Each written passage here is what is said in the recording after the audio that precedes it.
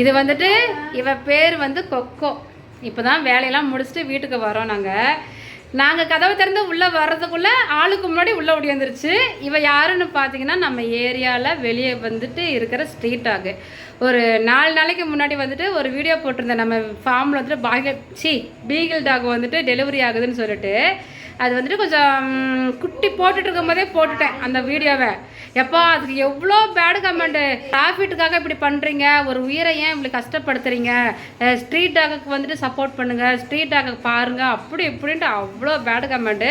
நாங்கள் ஸ்ட்ரீட் டாகை பார்க்குறதில்ல, அவங்களுக்கு சாப்பாடு போடுறதில்ல அப்படின்ட்டு நடக்கிறது எல்லாத்தையுமே நம்ம வீடியோவில் போட்டுட்டு இருக்க முடியாதுல்ல.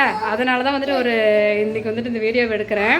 இப்போ பார்த்தீங்கன்னா ஒரு மாதம் இருக்கும் இல்லை பாப்பா, ஒரு மாதத்துக்கு முன்னாடி, ஒரு மாதத்துக்கு மேலேயே இருக்கும், யாரோ ஒருத்தங்க வந்துட்டு ரோட்டில் விட்டுட்டு போயிட்டாங்க இவளை. அவங்க விட்டுட்டு போனதையும் நான் பார்த்தேன்.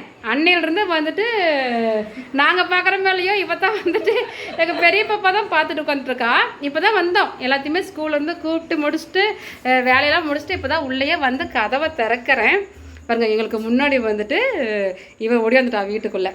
இவன் வந்துட்டு ஸ்ட்ரீட் டாகு. இப்போ நான் என்ன சொல்ல வரேன் அப்படின்னா, நாங்கள் வந்துட்டு ஃபாரின் ப்ரீடும் பார்க்குறோம், அதே சமயத்தில் ஸ்ட்ரீட் டாகையும் பார்த்துக்குறோம். இவங்களுக்கும் சாப்பாடு போடுறேன். என்னோடய பழைய வீடியோஸில் எல்லாமே இருக்கும். தொடர்ந்து டெய்லியுமே சாப்பாடு போடுறது, டெய்லியுமே வீடியோ எடுத்து போட்டுட்ருக்க முடியாதுல்ல. அது வந்துட்டு ஒரு மாதிரி நம்ம இவங்களுக்கு சாப்பாடு போடுறது நம்ம பப்ளிசிட்டி பண்ணணும் அப்படிங்கிற அவசியம் எதுவும் இல்லை. அதனால் நான் இப்போ வீடியோ எதுவும் எடுக்கிறதில்ல. இவன் மட்டும் கிடையாது, இன்னுமே 10 பேருக்கு மேலே இருப்பாங்க வெளியே. அவங்க எல்லாருமே வந்துட்டு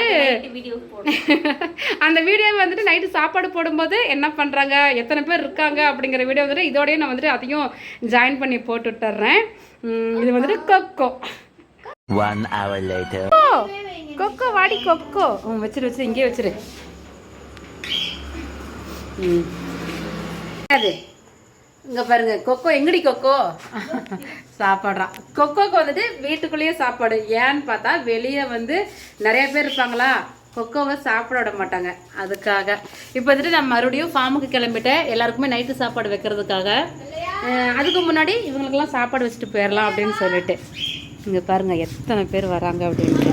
காட்டு, இங்கே பார்த்தீங்களா, இரு வரேன். இங்கே 2, இங்கே 1, அங்கே 3, இன்னும் அங்கேருந்து வருவான் பாருங்க. வெள்ளக்குட்டி வா. இங்கே பாருங்க, அங்கேருந்து இருட்டில் தெரியல ஒரு ஆள் இங்கே வருதா. இந்தா 1 2 3 பேர் வராங்க. யார்